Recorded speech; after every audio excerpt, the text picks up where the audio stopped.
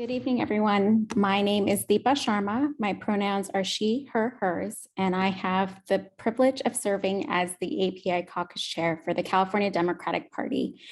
And I'm so grateful to all of you for joining us to commemorate Asian American and Pacific Islander Heritage Month. This AAPI Heritage Month, we wanted to pay tribute to the rich history of our community in America and our civil rights history and contributions in particular. We have a long and proud history of contributing to making America what it is today. In fact, the earliest record of Asians arriving in the Americas was in 1587, when the first Filipinos arrived at Morro Bay here in California. Today, there are more than 22 million members of the AAPI community nationwide, with California being home to approximately 6.5 million of us. That means 1 out of every 6 Californians is AAPI, and we are one of the fastest growing groups in our state and nation, making us an electoral force. We are the margin of victory for Democrats and our party endorsed candidates. And our party must include outreach to our communities in order to obtain election victories. Today, the AAPI community includes individuals who draw their heritage from the Pacific Islands, East Asia, South Asia, Southeast Asia, and Central Asia. We are a diverse community with no one language, religion, or history that binds us, other than the fact that we are products of immigration. Asian Americans were the first group to be targeted by race-based prohibitions on immigration, including under the Page Act of 1875, which restricted the entry of Chinese women, the Chinese Exclusion Act of 1888, which was extended over the years to prohibit the citizenship of most Asians, including South Asians. Members of the Japanese American community were summarily rounded up during World War II, evacuated from their homes, and placed in internment camps in the aftermath of Pearl Harbor. The continued otherization of this community has led to the present day violence we are seeing with AAPI hate, which includes xenophobic attacks occurring against our Muslim, Sikh, Hindu, and South Asian communities in the aftermath of 9/11. Through this history, Asian Americans have also been on the forefront of fighting for progress in our civil rights laws. Cases involving Asian Americans established celebrated precedent, including birthright citizenship, and under the case of United States versus Wong Kim Ark, we established birthright citizenship, and we also established precedent under the 14th Amendment, which in Yigwo versus Hopkins, that said that it is unlawful to enforce a law where there is discriminatory intent behind the enforcement action. Tonight, you'll be hearing from venerated AAPI community leaders, and we will also be having a panel discussion with 3 powerful AAPI women who hail from less visible communities within our AAPI umbrella, but are making a huge impact as agents of change. But before we begin, we would like to honor a giant in our community, California's own Secretary Norm Mineta, who recently passed on May 3rd, and who had a large hand in making our AAPI community what it is today. And here to reflect on the life and contributions of Secretary Mineta, we are pleased to be joined by another trailblazer and icon in our community, Representative Mike Honda. Congressman Honda was elected to Congress from 2001 and served through 2017, representing San Jose and other South Bay area communities in various elected capacities. Throughout his illustrious career in elected office and beyond, he remains a staunch advocate for civil rights, healthcare, LGBTQ+ rights, and transportation. As a young child, Congressman Honda and his family endured internment, and he went on to become a science teacher, school principal, before being appointed by then San Jose City Council member Norm Mineta to serve on the Planning Commission. Congressman Honda, thank you so much for joining us today and providing your reflections on the extraordinary life of Secretary Mineta. Thank you, Deepa, and I really appreciate this opportunity. And also I appreciate your leadership in the California Dems organization, which has grown immensely like a redwood tree since I've been in the California State Assembly. Norm Mineta is a native son of the city of San Jose, born in J-Town on 5th and Jackson. And in that neighborhood, when he was born back in November 12th, 1931, San Jose, Japantown was very isolated community where folks like my mom was not able to be serviced when she was born in the city hospital. So Norm was born during a segregated period in San Jose that was anti-Asian, anti-Chinese, Filipino, and Japanese American. But through his life, he's been able to address the kinds of adversity that he's faced. And I think that the adversity that he has faced has been his opportunity. And the struggle that he's went through during the adversities that he's been going through has been his teacher. And through the struggle, his understanding, his upbringing, his culture, and his education, and his religion gave him much practice and experiences that prepared him for life that he didn't even know about. And I don't think he even realized that he would be at a national, international level of leadership. But that process in learning and practice during his upbringing proved to be the foundation for his character, the way he saw things, how he addressed conflicts, and also the understanding that he, given the opportunity, must open doors for others as the doors open up for him. And in our community, we have to mention folks like Ike Shimatsu, Wayne Kanemoto, Gran Shimizu, Yoshichida, who were leaders in the community, but we didn't have any presence in the political arena. And they pooled their monies all the time in order for them to be able to send Norm to different political activities, whereupon his stature and the exposure and his intellect and his articulate way of expressing himself became noticed by the city leadership. And when an opening happened, he was selected to fill a vacancy as a city councilman. Later on, he won his election, and then after that, he ran for mayor. And through that process, he was able to bring in other communities of color in our city's political atmosphere. He brought in Latinos and African Americans. He embraced the LGBT community. He provided the kind of leadership and mentoring and example of what a true democratic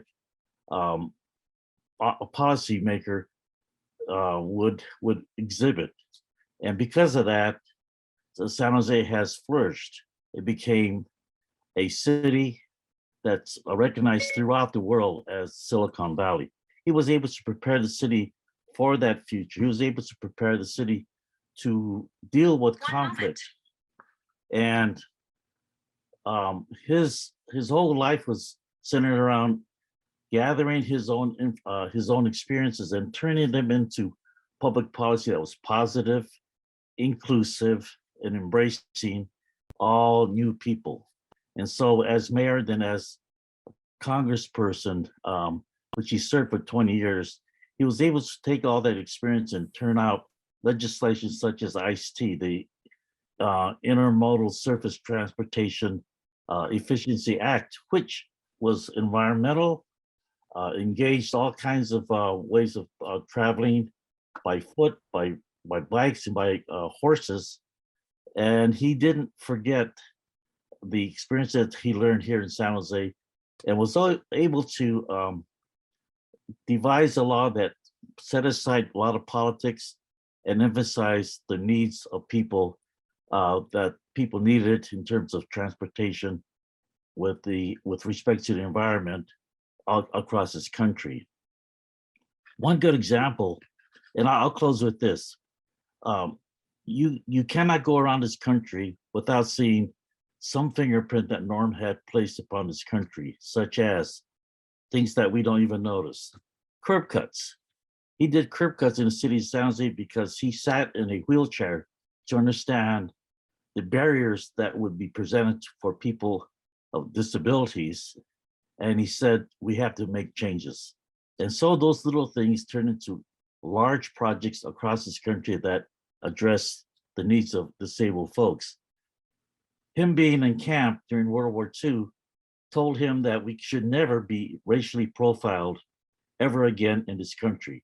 And I think that the lack of due process that he experienced when he was a child and the discrimination that he experienced formed the base when he became Secretary of Transportation right after 9/11, whereupon he said to the country that there shall not be any racial profiling, and he meant it. That became a national policy through the administration and George Bush. He served both Democrats and Republicans, but he served with the democratic values that infused the Republican administration with his values, with our values, and made the transportation department more accessible and more value driven for the people of this country. So Norm, every time we look around the country or look around the city of San Jose, whenever we see a curb cut, whenever we see a trail or a bike trail or horse trail or a synchronized traffic lights, we should know and understand that you have placed that there for the benefit of all people and for the benefit of our environment. And it was also for the benefit of those who had no voice. And so Norm, we want to thank you for your service. And as the good book says, well done, my good and faithful servant. Now enjoy the blessings of heaven. And so you have not left us, you just left us a legacy and a pattern of behavior for the rest of us to follow. So thank you for that.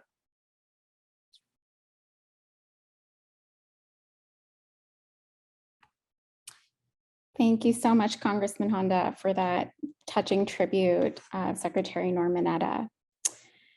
Next up in our program, we have, you'll be hearing from venerated AAPI community thought leaders and elected officials, such as our Attorney General. We will also be hearing from Representative Judy Chu and COPAC Chair discussing Roe versus Wade. We'll be hearing from co-founder of Stop AAPI Hate, Manju Kulkarni. We'll also be joined by Sandhya Jha, who will be discussing Black and South Asian solidarity, and our controller and party vice chair, Betty Yee, who will be discussing building the bench of AAPI leaders. And without further ado, I'd like to introduce our Attorney General, Rob Bonta. Thank you, Deepa, for the kind introduction, as well as the wonderful overview you provided of our history and roots in California and the United States, our struggles and our triumphs, and all of our contributions and our commitment to change in the AAPI community. And thank you to Brother Mike Honda for your beautiful and touching tribute to Secretary Mineta and all that he stood for as a giant who inspired so many, including myself, who made us believe that we could be in these positions of public service, and inspired a generation of leaders to step up and serve. And thank you for providing the wonderful celebration of his life that you just did. And California Democrats, it's great to join all of you tonight. Thank you for taking time out of your busy schedules. I am a California Attorney General, Rob Bonta. I do at the outset want to wish you happy AAPI Heritage Month. I have the honor of serving as California's first Filipino American Attorney General, the second Asian American to ever serve in this role. And while I might be the first and the second, I'm determined not to be the last. I know organizations like the California Democratic Party are determined too. And I join you in the fight to ensure AAPI voices aren't silenced in the political process and that we're heard loud and clear. Today, our shared mission is never more urgent. We've seen this pandemic exacerbate longstanding issues of inequality. We've felt the forces of racism and the rise of AAPI hate. We've heard a loud call for change to our justice system because too many have legitimate questions about whether impartial justice is being served as it should. Our shared work to advance justice has never been more critical and never more urgent. And I feel that urgency as California's Attorney General. I see my role as being the people's attorney, to fight for everyday folks in their struggles and to stand up to those who are hurting and harming and abusing them. It's been a little over a year, and it's been a sprint. Since taking over the helm of the California Department of Justice, we established the Racial Justice Bureau to help tackle the rise of hate, including Asian hate. We defended California's nation-leading common sense gun laws. We launched new efforts to address the housing and homelessness crisis with our housing strike force.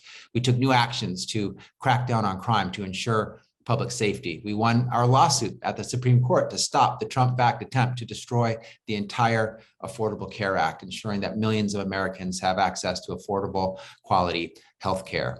We launched our CARE team, the Office of Community Awareness, Response, and Engagement, to work on the front lines and respond to the needs of our diverse communities, including, of course, the AAPI communities.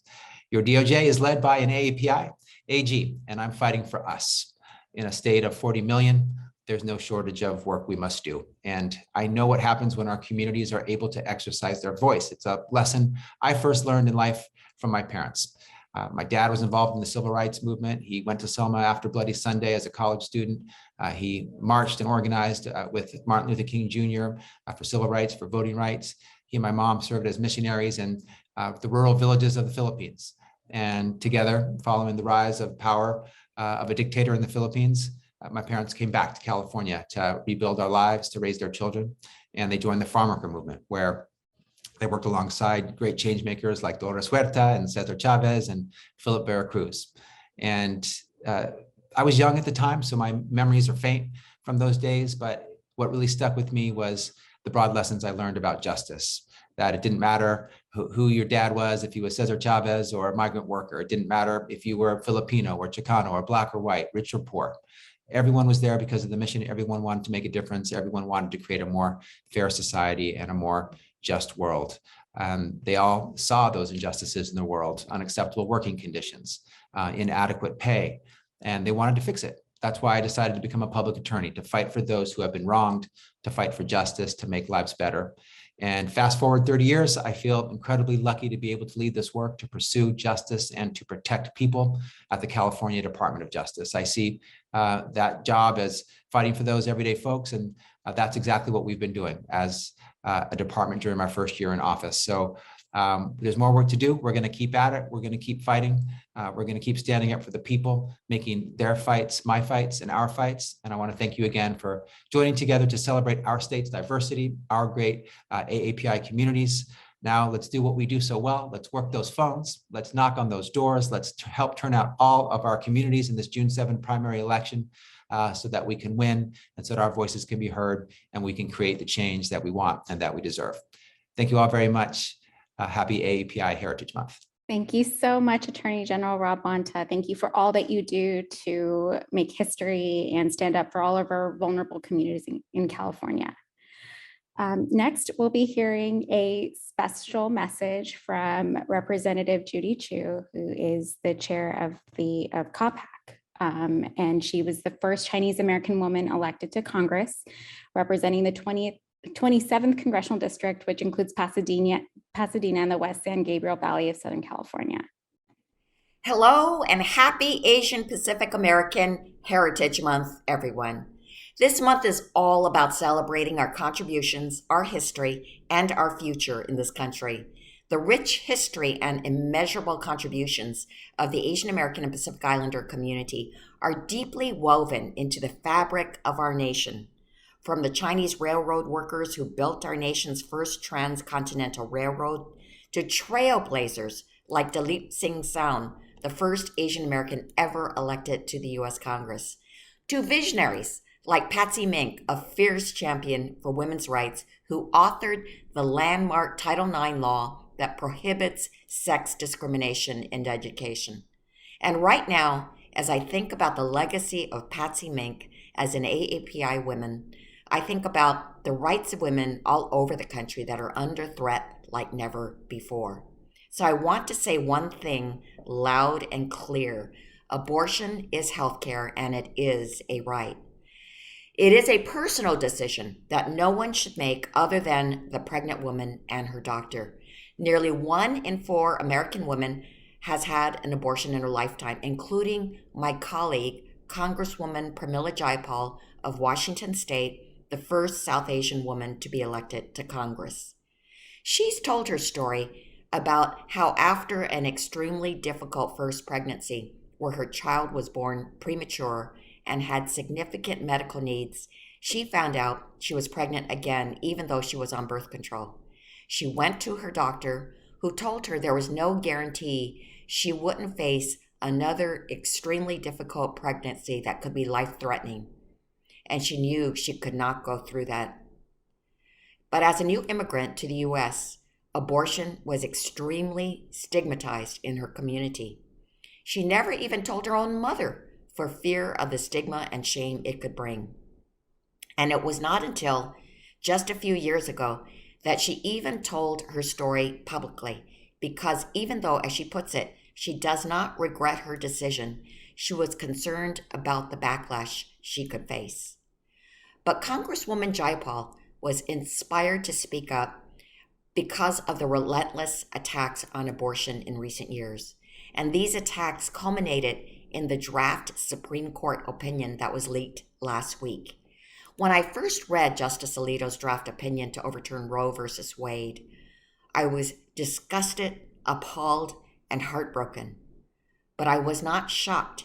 I was not shocked because Republicans have been telling the American people that they plan to overturn this decision for decades. So I was proud that Senator Schumer immediately announced that the Senate would once again take up my bill, H.R. 3755, the Women's Health Protection Act, which would enshrine the protections of Roe into law and prevent state-level abortion bans from taking effect. The House of Representatives has already passed this bill in September of 2021 by a vote of 218 to 211, making the Women's Health Protection Act the most supported abortion rights bill in the history of Congress.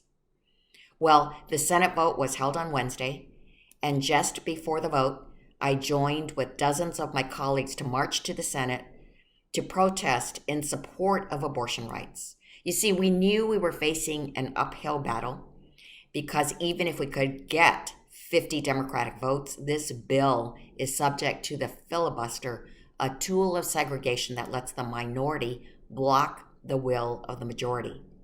And we know protecting abortion rights is the majority opinion of Americans.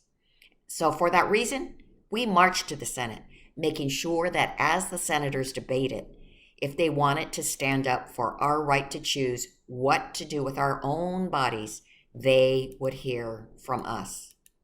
So even though the vote on Wednesday was not successful, it's not the end. It's just the beginning. We are just getting started in our fight to protect abortion access, and I'm especially invested in this fight as I know that the impacts of these abortion bans are felt most acutely by communities of color, including the Asian Pacific Islander community. 20% of immigrants seeking abortion care in the United States are AAPI, a population that historically already has barriers to accessing needed health care. That's why we will march this weekend in support of abortion rights. We will march for the right to make decisions about our own bodies, and we will march to the polls this November to protect the rights of every person in every state for their right to an abortion. I was waiting in line at a hardware store when a man approached me and he said, a man came in front of me, and so I mentioned there's a line and pointed to the line of people behind me.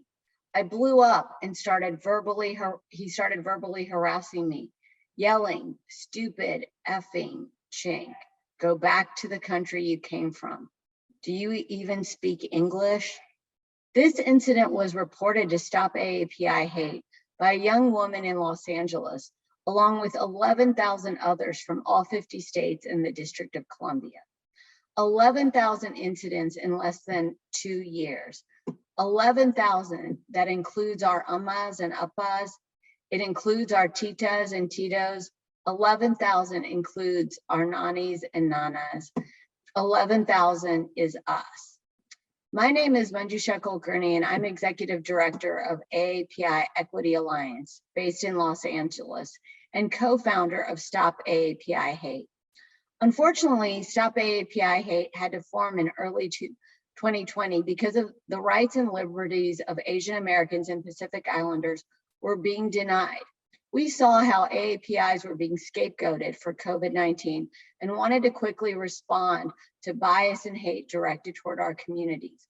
When we launched our online reporting center, we immediately were inundated with hundreds of incidents from across the nation, horrifying stories of children being bullied, women and other vulnerable community members of our community, including the elderly, getting harassed in public spaces.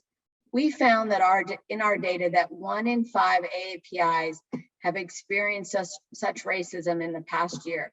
That's almost 4 million cases of hate. Since our launch, we've issued a number of reports documenting hate incidents and have advocated for policies to address structural sources of racism.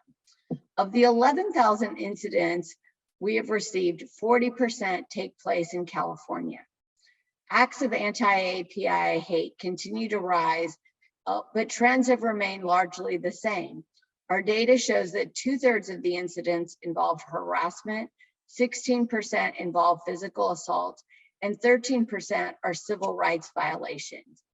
A majority take place in public venues, that is public streets and parks, sidewalks, and businesses. Women make up 60% of our respondents, bearing the brunt of hate against our communities.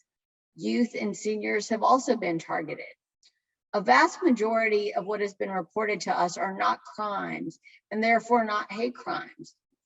If we really want to address the broad extent of racism facing our communities, we need to develop comprehensive approaches to educate our communities before the racism rises to the level of hate crimes. Anti-AAPI hate is a systemic problem that requires systemic actions.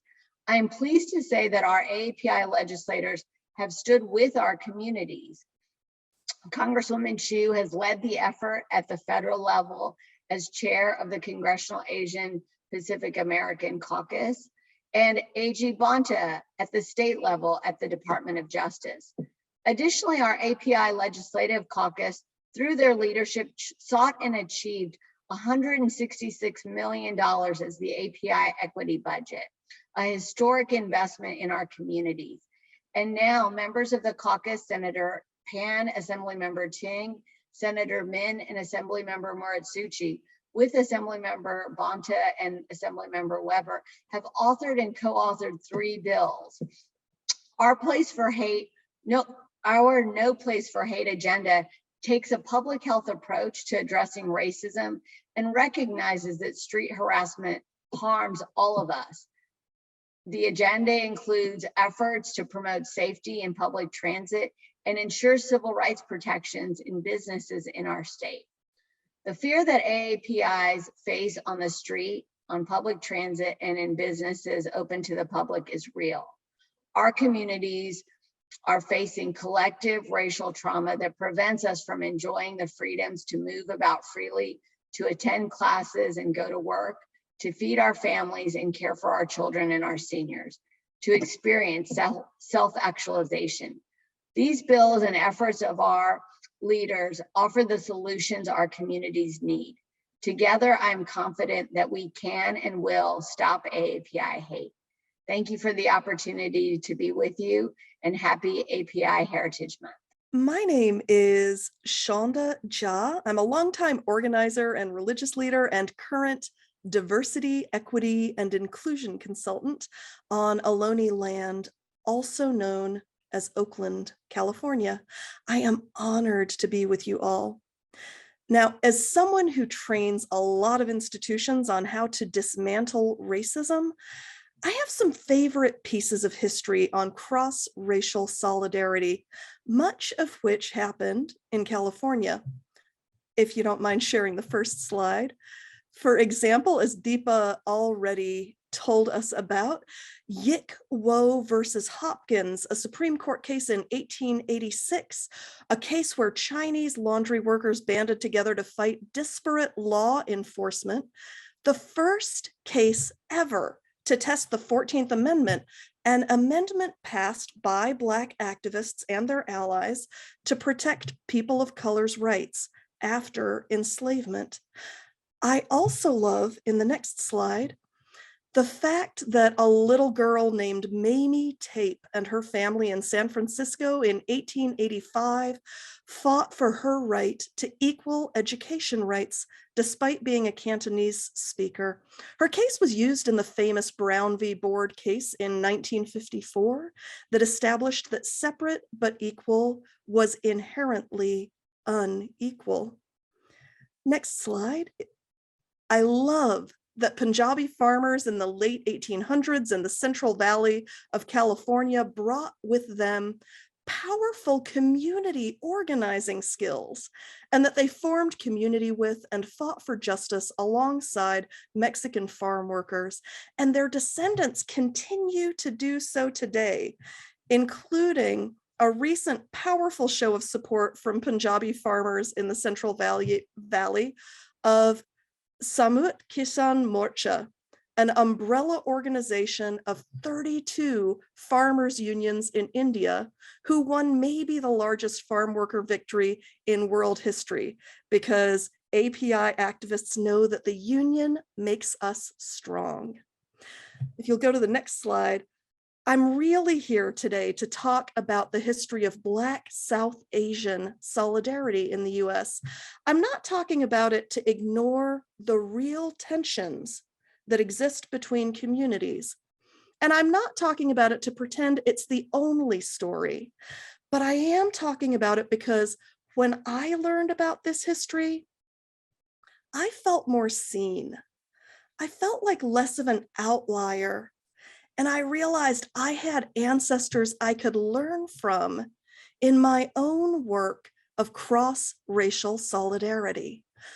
A lot of the history I want to share comes from the work of my brilliant colleague, Anirvan Chatterjee, who created this website, Black Desi Secret History, to tell these too often forgotten stories.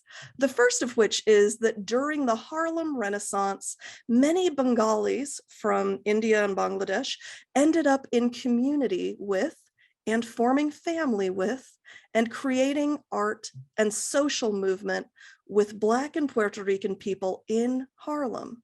In fact, the CAM Film Festival in San Francisco this weekend is featuring a movie this Saturday called In Search of Bengali Harlem, if you'd like to learn more.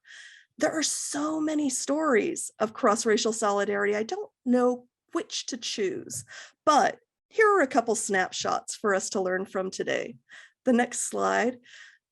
Ram Manohar Lohia modeled cross-racial solidarity when he got arrested resisting Jim Crow laws in 1964, one of many people in the dialogue between Indian liberation efforts and Black liberation efforts here in the US.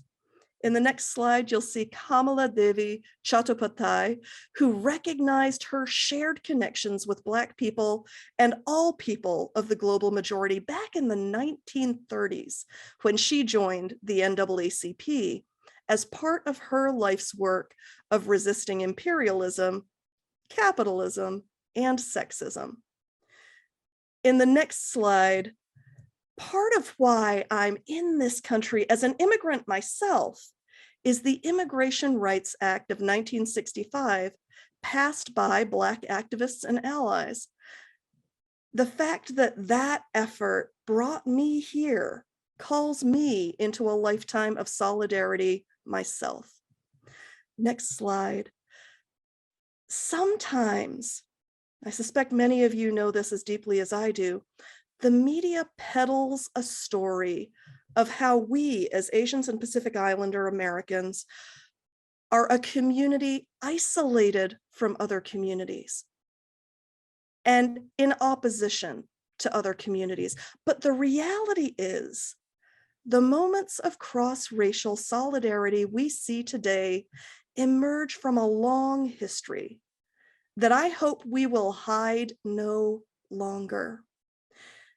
In fact, I hope we continue to claim heroes, sheroes, and theros like the ones I mentioned today, because they cast a vision for who we as a community have been, who we are, who we can be, instead of the lies too often told about us. In fact, if you'll move to the last slide, I hope we will take a leaf from the notebook of the first South Asian member of Congress, mentioned earlier already, a farm worker from the Central Valley, Dalip Singh Sand, who actively advocated for civil rights legislation in the 1960s, saying, quote, "There is no room in the United States of America for second-class citizenship. In the same ways as these, our ancestors showed up across racial lines to build a better USA, may we continue to build on the legacy of cross-racial solidarity that is our inheritance this AAPI Heritage Month and always." Thank you.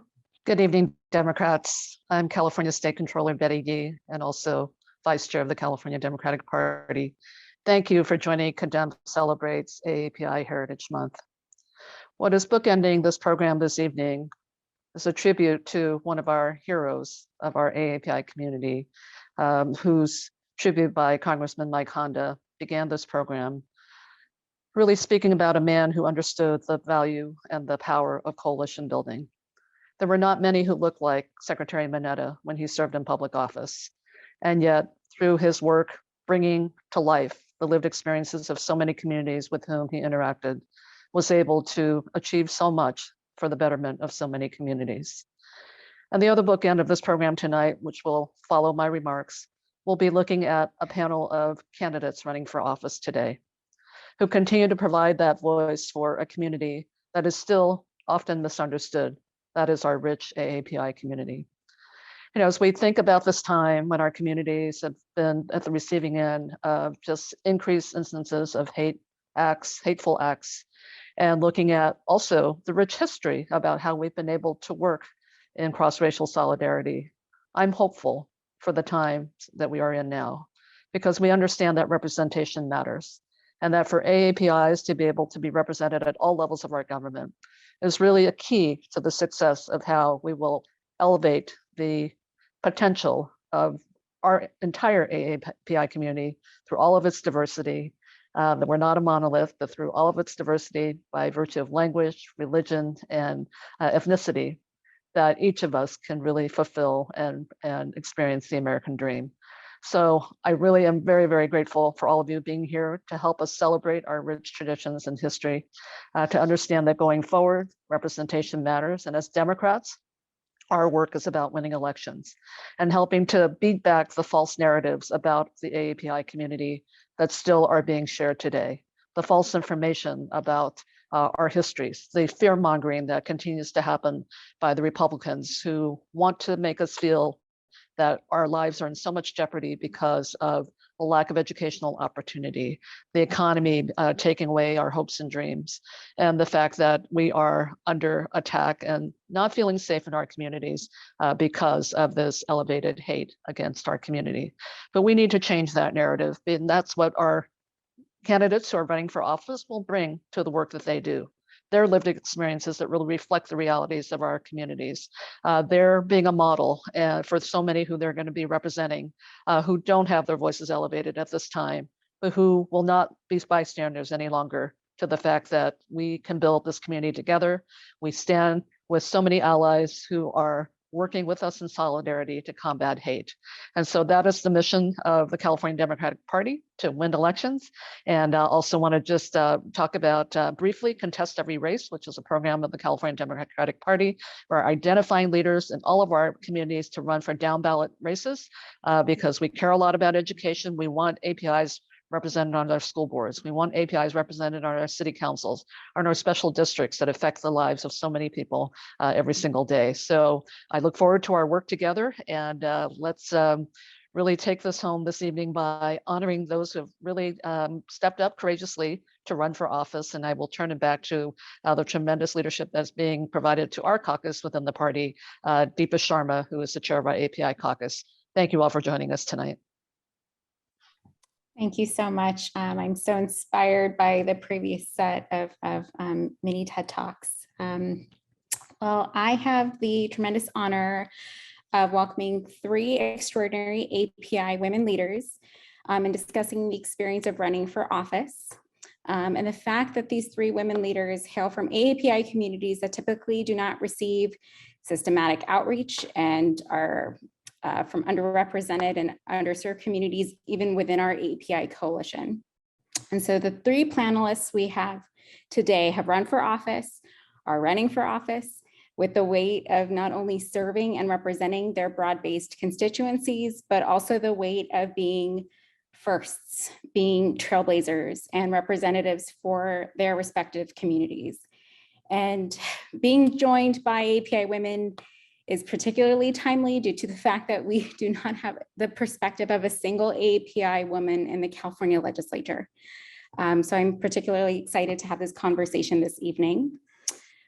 First, I would like to introduce my dear friend, Councilmember Aisha Wahhab.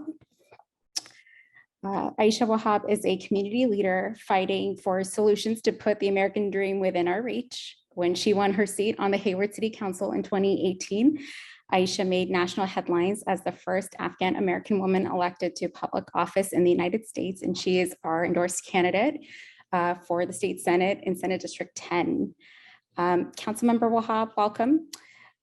When you ran for the Hayward City Council in 2018 and won, you were the first Afghan American elected official elected to public office. And if you are elected to the Senate, and when you will be elected to the Senate, you'll be the first, one of the first Muslim Americans in our California legislature. What inspired you to get involved to run for office in the first place? Thank you. Thank you for having me. Genuinely, I often tell people, I think it's my upbringing. I grew up in foster care. My parents came to this country seeking the American dream, seeking a better life for their family. I was very fortunate to be born here. And, eventually my father was actually murdered, and it's an unsolved case. And, my sister and I ended up in the foster care system. Growing up with a wide variety of different communities, growing up in this particular district, I just saw, especially during the Great Recession, the economic divide just continue to grow. And that American dream of trying to put food on your table, a roof over your head, a good quality job, and education, and so much more, was getting further and further out of the reach of people like you and I, right? Specifically our generation, but let alone everybody else, right? So housing was always very important to me. I always served in the community. I was always a nonprofit director or volunteer or something like that. And the more and more I got involved, the more I realized, okay, everything, funding, nonprofits, the work they do, it's all kind of directed by a policy of some sort, right? And the more I engaged with elected officials, the more I realized that they're not necessarily doing what the community that's most impacted really needs. And so I decided to run. While being told that, no, you're different, your name is odd, you don't really look like us, and so much more. And I ended up being the top vote getter. And again, it just shows the fact that it really doesn't matter what background you come from. In the United States, we have the opportunity to represent all people. And each and every one of us has some type of value to add to the conversation. And it is from our upbringing, from our lived experiences. So I'm very proud of that. And I think that, it's really the ideals that we share. Thank you so much, Councilmember Wahhab. Next, I would like to turn it over to Councilmember Shang Tao. Shang Tao was elected in 2018 also, and currently serves as Council President Pro Tem and Chair of the Rules and Legislation Committees for the City of Oakland. She is a daughter of Hmong refugees and was the first Hmong American woman council member in California history. Councilmember Tao, thank you for joining us tonight. Can you please share with us a little bit about your inspiring personal story and what led you to serve your community first as a staff member to an elected official and as an elected official yourself? Absolutely. And thank you so much for having me here. It's always hard to follow up on after Aisha, my good friend. I saw we gave each other a little smile before she went off screen, but I am a daughter of refugees. I'm 7 of 10 children born and raised in Stockton, California. We actually live out in the farmland. And so we did the whole farm to table before it was even cool. We did that because it was actually how we saved money growing up, because we had such a big family. And so we grew all of our vegetables. We had our own, if we had our own animals and chickens, and we had peacocks, like it was just crazy. And my dad also sold as well some of the, cattle that we had and what have you. And so growing up in such an interesting place, my dad took us away from the Asian community, and we grew up where we grew up because he didn't want my brothers to join gangs. And so, and it worked, they didn't. However, what that meant was it took us away from our Hmong community. And so after high school, I didn't go straight to college. I wanted to take some time off. And so I did, and I moved out here to the Bay Area, to the Oakland area. And so, I got into my very first relationship. It was a domestic violence relationship. A little bit about my parents growing up. They didn't fall in love. They were actually paired up in a refugee camp because my mom was widow and my dad was an orphan. And so they said, you two pair up. And then when you go to the United States, you just help each other out. And so you should get married. And so growing up, I didn't really see, like what it meant to actually see what a healthy relationship would look like. And so got into this abusive relationship, 6 months pregnant. And, he was still, he actually pulled me down from my bed and started kicking me in my 6 months stomach. And so I left the relationship. I couldn't leave for myself, but I definitely left for my unborn child. Became homeless, couch surf, and delivered my baby alone. There was nurses around to really help me and support me and teach me how to take care of my son. And again, my son and I, we were, we couch surf, and then we lived in my car for a period of time.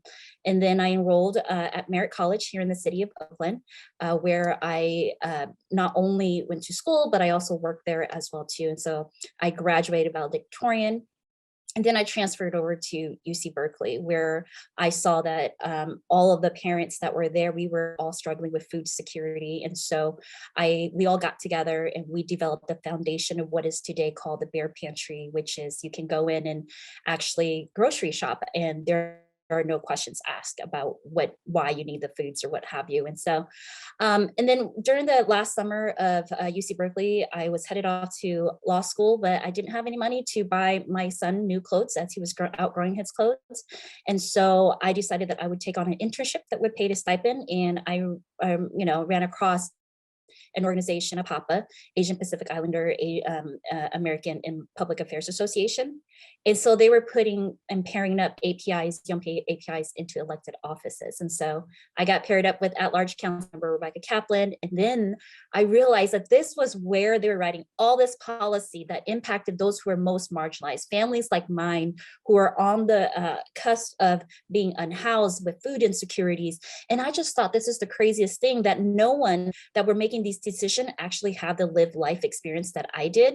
And so, my ultimate goal was just to be a staffer so I could advise, because I didn't see that people like myself could actually be elected officials. And so after working my way up to chief of staff, I ran in 2018.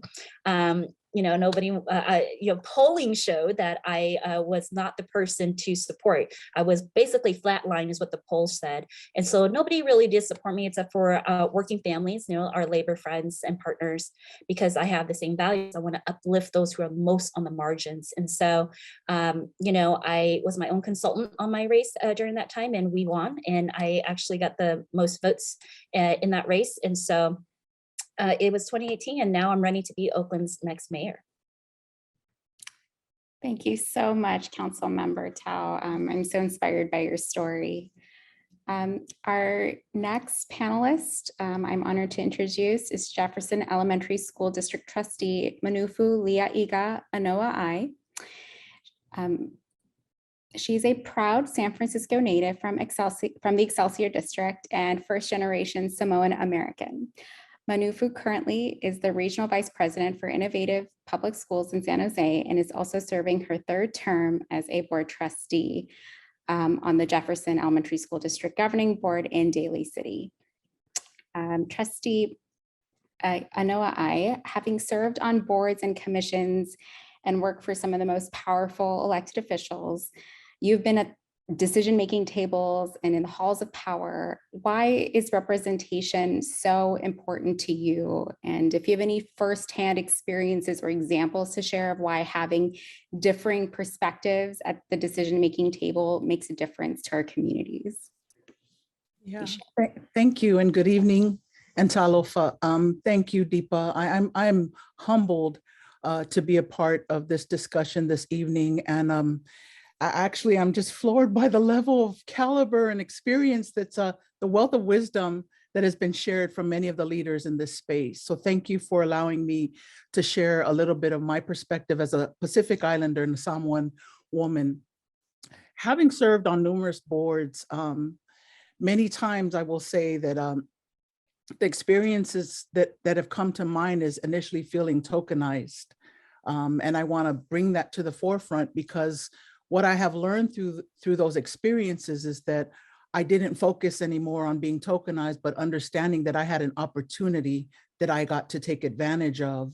And I learned the importance of being at the table was me cultivating the relationships that I was now able to engage in decision-making circles. So as a staffer for former Mayor Willie Brown and also being on the AAPI caucus for Congresswoman Jackie Spear, it allowed me to understand that this work is relational. It allowed me to be able to build ties with decision makers who knew that my community was not at the table.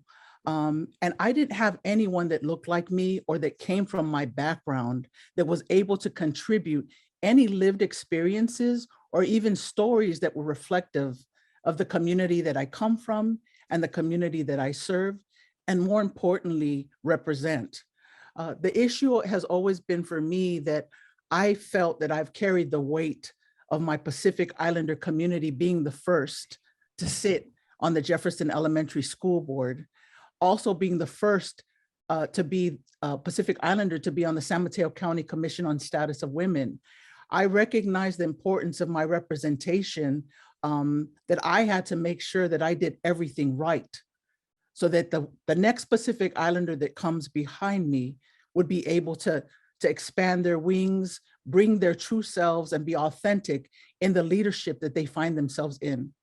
My job has been to ensure that I bring my perspective from a Pacific Islander lens. Many times under this AAPI umbrella, we are an afterthought and we are misrepresented unintentionally. While we have many commonalities with our Asian brothers and sisters, we also have many differences. Pacific Islander needs and issues vary, and stereotypes are imposed on us, and the stories to unearth our truths are not always given or shared by us. So it's so important that we are allowed through Pacific Islanders to share those cultural perspectives and those lived experiences so that it can broaden awareness of our community. But that can only happen through allyship and intentional leaders who do not come from my community, nor look like me, or understand the perspectives or experiences that we live on a daily basis. And so for me, I have many times been given stereotypes and imposed expectations of who I should be in these circles.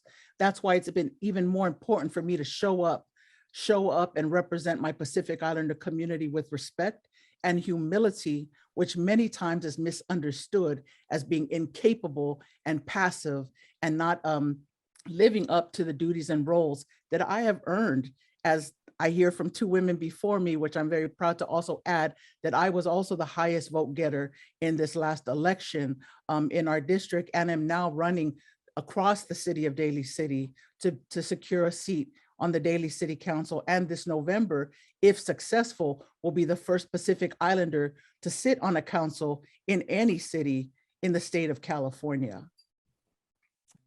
Thank you so much, Trustee. I want to stick with you for a second, and I want to ask you something which you touched upon, which is the history of the U.S. involvement in the Pacific Islands is obviously complex, and that history manifests itself with several key markers showing that the Pacific Islander community in America is just disproportionately impacted with issues such as access to services and health disparities. How can the Democratic Party uplift the Pacific Islander community? Thank you, Deepa, for that question.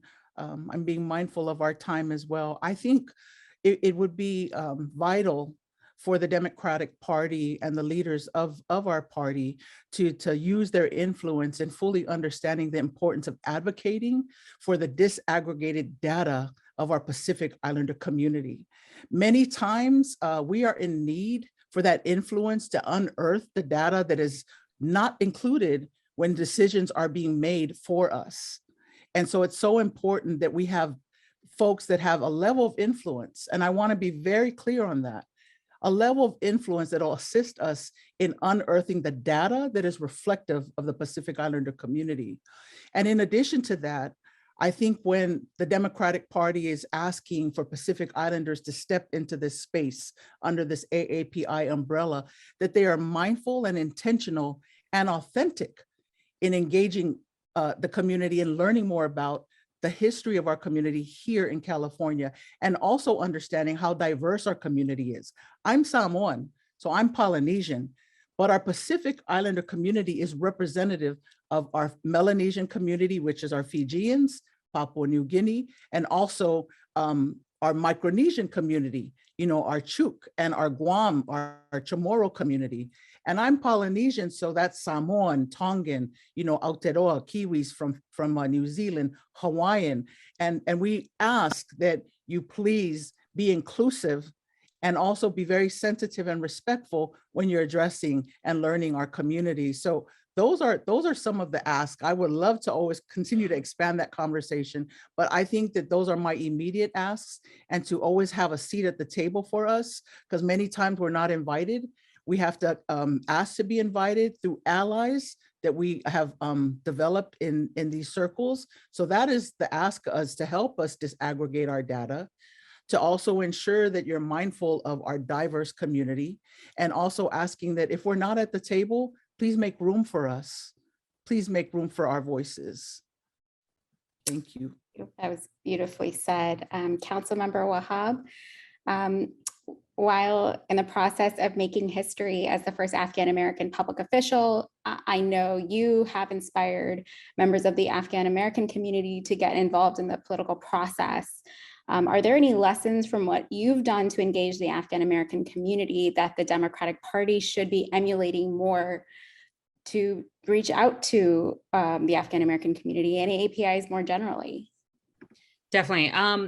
I think as what was said just a couple minutes ago, one of the things is that we as Asian community members don't all come to this country with the same background, right? So for example, I often highlight that I always have to, state that I'm Asian too, right? I'm Central Asian. We're not East Asian. We're not South Asian. We're not Western Asia, but definitely Central Asia.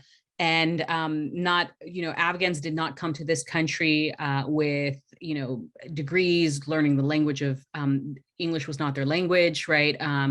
They come with different socioeconomic background, war-torn, very traumatized, you name it, right? Very, very different from, again, another stereotype of Asian refugees or Asian immigrants that have come here, I should say, that may speak the language, may come here because of education, may come here with a little more affluence, right?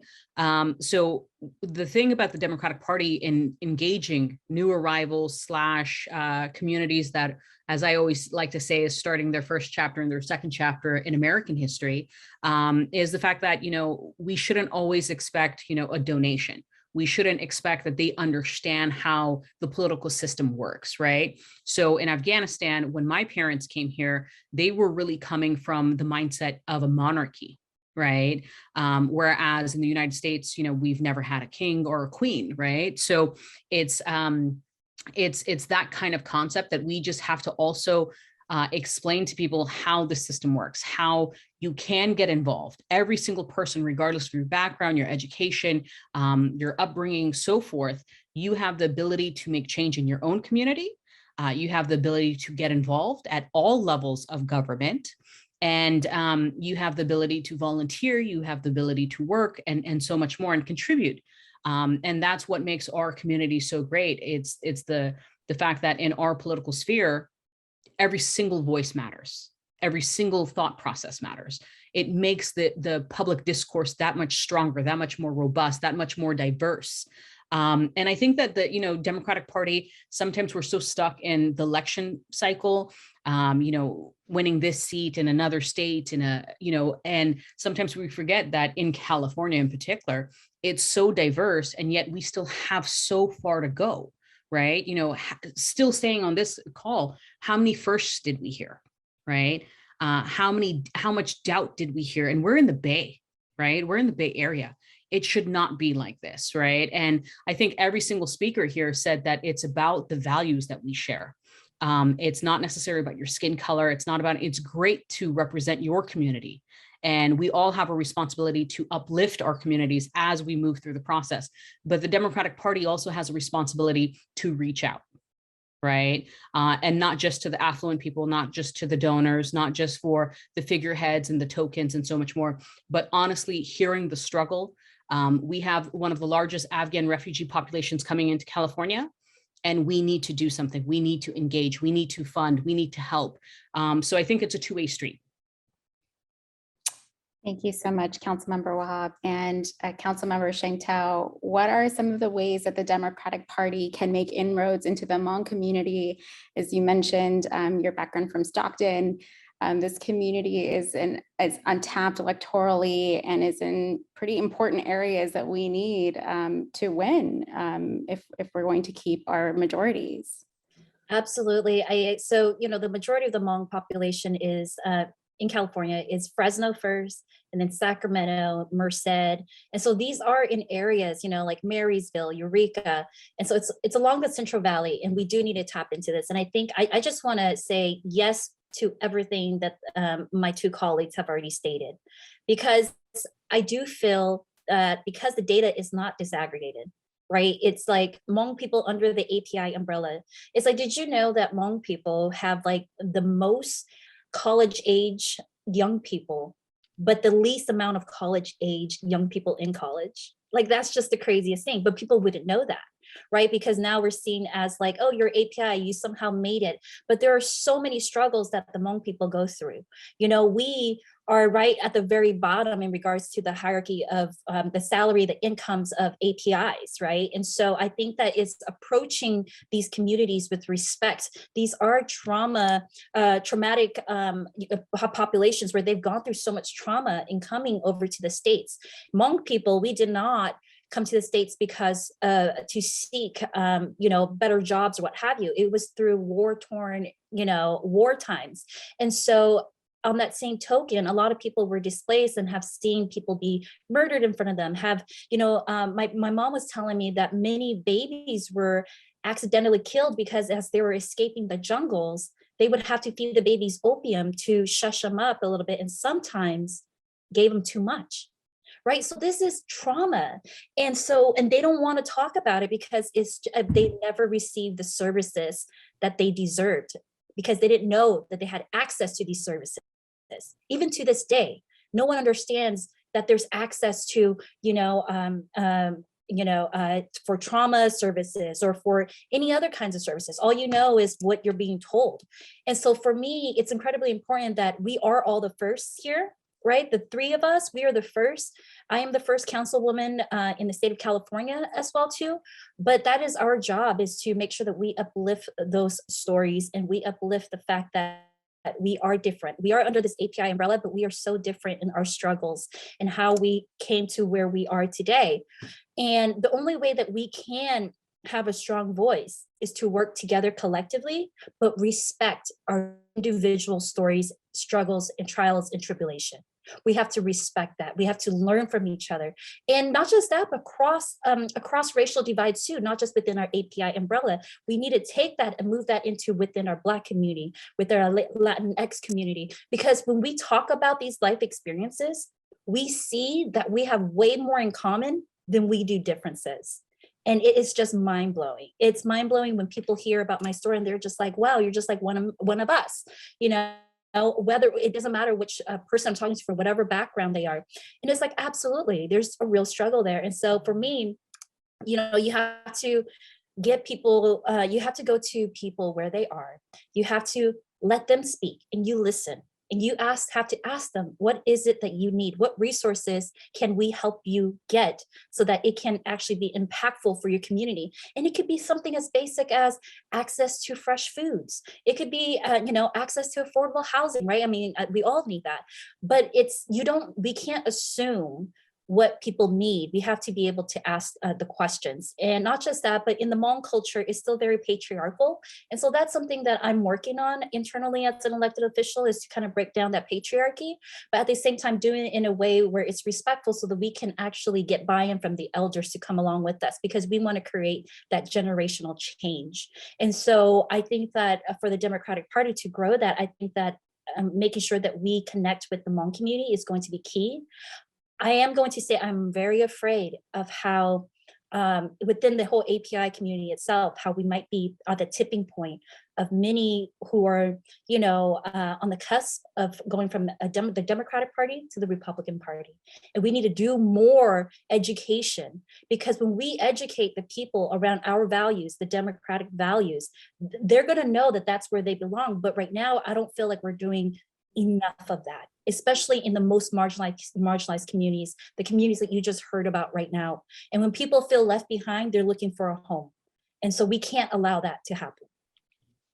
That's very well said, Council Member. Thank you so much for your insights. And I'd like to honestly thank all of you for the rich discussion, the authentic discussion. And I feel like we need to have more of these kinds of conversations. I'm hearing how people got their starts, how people are attaining power. The three of you are in very a unique juncture in your ability to serve the community. And so we thank you for running and wish you all of the best in your endeavors. And so with that, I'd like to close up by thanking everyone for joining us tonight. I actually really want to thank our interpreters and closed captioners for making this event even more accessible. I'd also like to thank the California Democratic Party, our Democratic Party staff, and our leadership for making this event possible. Please join us next time for CADEM Celebrates Pride on May 24th with our LGBTQ+ caucus chairs, Tiffany Woods and Lester Aponte, who will be guiding an incredible discussion for that event. So please RSVP at the link in the chat. Also on May 25, CADEM is hosting an in-person rally in Long Beach in partnership with Planned Parenthood. Tickets are going fast, so please make sure to RSVP.